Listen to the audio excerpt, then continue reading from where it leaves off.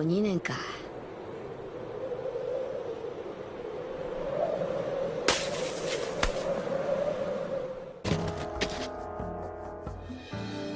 よし。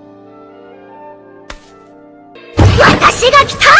Salut, c'est FatBlack, et après 2 ans, 4 mois et 6 jours d'absence, si cette vidéo se rend en 1 heure, je vais vous parler pendant quelques temps de plusieurs animes appartenant à un style que j'ai pas abordé sur la chaîne à l'époque, les comédies romantiques. Et quoi de mieux pour commencer que de vous parler de la première comédie romantique que j'ai vue en animé. C'est parti pour Nisekoi.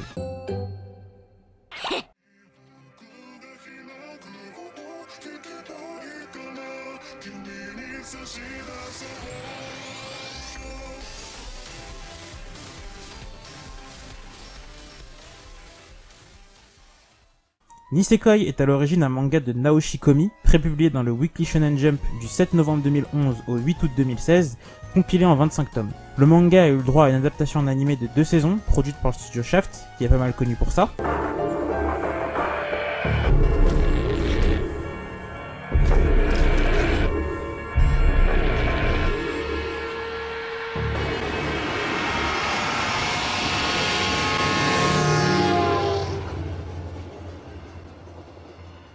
Mais on s'en fout, c'est de l'anime de Nisekoi qu'on va parler. Alors, Nisekoi, c'est quoi?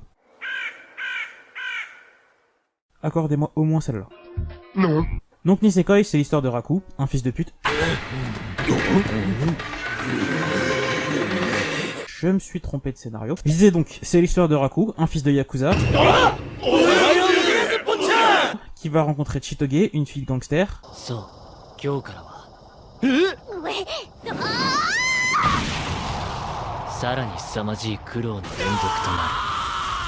C'est une rencontre classique au Japon.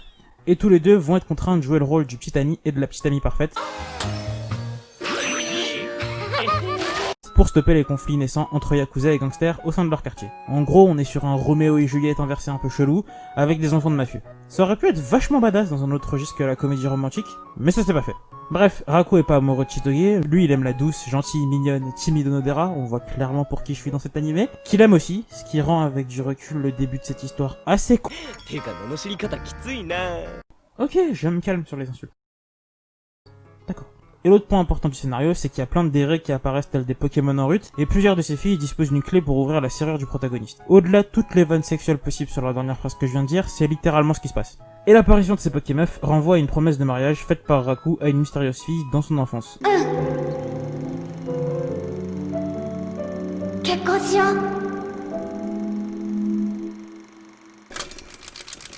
Mais il se souvient pas de laquelle c'est. Il paraît donc légitime de se dire que c'est l'une des protagonistes possédant une clé qui ouvrira la serrure de Raku à la fin de l'animé, même si bon, en vrai, on sait tous qui ouvrira une serrure à la fin de l'animé. Alors que dire de Nisekoi? Avant toute chose, il y a 2-3 trucs que je voudrais souligner. On n'a pas la même définition de l'enfer, enculé. Et bordel, pourquoi tous les putains de persos de cette série sont amnésiques? Et même s'ils le sont, ils se réunissent tous autour d'un poulet coca au bout d'un moment, ils fourrent toutes les clés dans la serrure de Raku et c'est fini.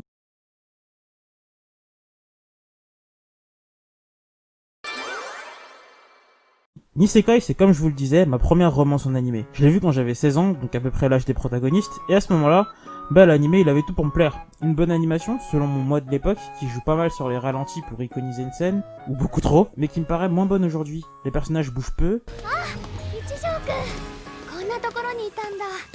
Beaucoup de gros plans sur les visages sont utilisés pour pas avoir à animer le reste du corps, et parfois on anime même plus en repassant à des cases de manga.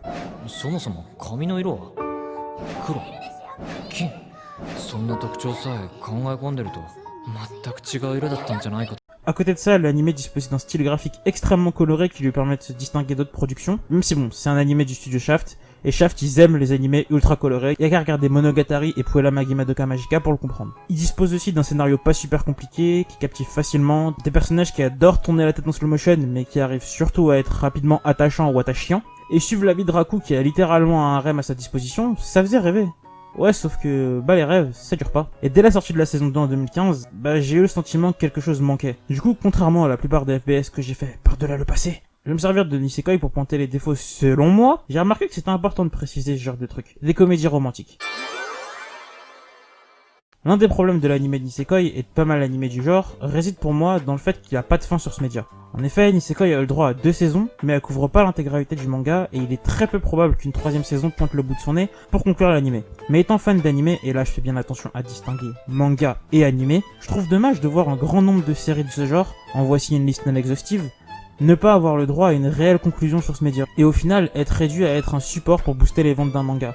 Même si le rapport manga-animé ou light novel animé, hors production originale, c'est plutôt ça. Les animés sont au final là que pour être des supports pour vendre le produit d'origine, manga et light novel comme je le disais précédemment. Et du coup, si ça rapporte pas assez, ça dégage. Mais je vous invite à visionner la vidéo de Random Watcher que j'ai mis en description, qui traite très bien du sujet pour mieux comprendre ce qu'il lit, ou comme il le dit lui-même, d'aller mater l'anime de Shirobako qui est très intéressant sur ce propos, et qui m'a fait me rendre compte que je pensais pas mal de conneries, et que j'ai même dit pas mal de conneries dans d'autres vidéos. Désolé Naruto.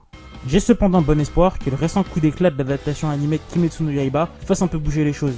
En effet, son adaptation en animé a extrêmement bien marché et a énormément boosté les ventes de son manga, et je me dis que du coup ça pourrait provoquer une implication plus importante dans la production d'animés de qualité qui aurait potentiellement des fins. Ce qui serait selon moi assez intéressant pour ce média où on se retrouve souvent avec des œuvres qui commencent mais qui se terminent jamais. Un autre point dont souffre selon moi Nisekoi et qui est un problème symptomatique des comédies romantiques, c'est la multiplication des filles amoureuses du héros. Le fameux harem.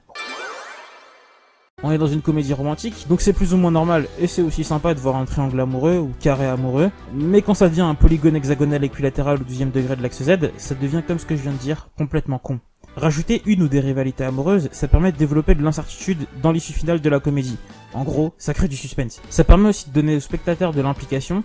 Fatalement, spectateur, donc nous, on va prendre parti pour un personnage, sauf si on les déteste tous, et c'est ce qui s'est passé dans le cas de Nisekoi. Il y avait pas mal de teams qui avaient émergé, et qui dit team dans un animé, dit monnaie en produit dérivé. Dans mon cas, c'était la team Onodera. Je voulais vraiment voir le personnage finir avec le héros, puisque tous les Pokémon, je veux dire de toutes les filles présentes, c'était celle qui pour moi avait les meilleures interactions avec le héros, et qui méritait le plus de finir avec lui. Entre guillemets méritait. Parce que pour elle, je voyais une vraie marge de progression et d'évolution. Elle devait apprendre à s'affirmer et à d'une certaine façon apprendre à avoir le courage de ses émotions. C'est un développement assez classique, surtout pour le stéréotype de personnage qu'elle est. Mais l'anime allait dans ce sens assez rapidement en nous montrant certaines tentatives de sa part. Et en nous montrant, à l'aide du personnage de Ruri, c'est peut-être pas quelque chose qu'elle allait réussir seule, mais qu'elle pourrait compter sur l'aide d'une amie. Alors que du côté de Chitoge, j'ai juste pas compris l'intérêt d'en faire une tsundere. Elle est violente avec Raku à cause d'un quiproquo à l'origine, ça j'ai bien compris, mais le fait qu'elle le tabasse H24 ou qu'elle le boote parce qu'il se comporte plus ou moins comme elle le fait avec lui en fait, ça a fait que j'ai eu du mal avec le perso. Parce que des deux côtés, on se retrouve avec une fille qui est amoureuse du prota, mais quand l'une cherche à passer outre sa timidité pour oser exprimer ses émotions, on se retrouve de l'autre côté face à un personnage qui fait simplement preuve pour moi de lâcheté. Chitoge est clairement capable d'exprimer ses sentiments et la configuration qu'a choisi la série est en sa faveur. Elle est déjà en couple avec Raku, même si c'est factice, d'où le titre de la série d'ailleurs, mais fait rien par lâcheté. Et entre un perso qui essaie péniblement de se dépasser et un autre qui veut juste profiter de la situation, j'ai fait mon choix. Mais sachant que Chitoge est un personnage très populaire, je me dis que j'ai peut-être pas saisi des trucs dans son personnage, et étant ouvert au débat, je vous invite à me dire ce qui vous plaît chez elle en commentaire. Pour ce qui est de Tachibana, je dois avouer que sa ténacité a du mérite, mais en termes de love interest, je dirais que le perso est trop parfait, ou trop nul en fait. Parce qu'au final, elle a déjà toutes les qualités requises, et avoue directement au personnage qu'elle l'aime, ce qui fait que pour moi le personnage a fondamentalement pas besoin d'évoluer, et ayant directement avoué ses sentiments à Raku, qui a l'air de la voir comme une amie, je comprends pas vraiment son intérêt dans le scénario, au niveau de la romance. À part pour faire 2-3 blagues, et pour le délire des clés. Pour les autres love interest, je trouve juste que l'auteur a forcé. C'est donc pour ça qu'Onodera est la besta. Pour d'autres, ça va être celle qui est la plus jolie, la plus bonne, la plus conne, la plus je sais pas quoi. Et même dans les Neketsu, au final, on se retrouve avec des rivalités du genre qui divisent un peu les fans. Qui c'est qui est le plus fort, ou ce genre de conneries. Mais au fond, la réponse, on s'en balance un peu. On s'en bat les couilles, on s'en bat les couilles, on s'en bat les couilles. On s'en bat les couilles, on s'en bat les couilles, on s'en bat les couilles, couilles. Merci. Parce que c'est tant qu'il y a du suspense et donc de l'enjeu qu'on est intéressé. Mais le problème, c'est qu'à trop vouloir jouer sur suspense en créant continuellement des nouvelles love interest, on finit par le buter.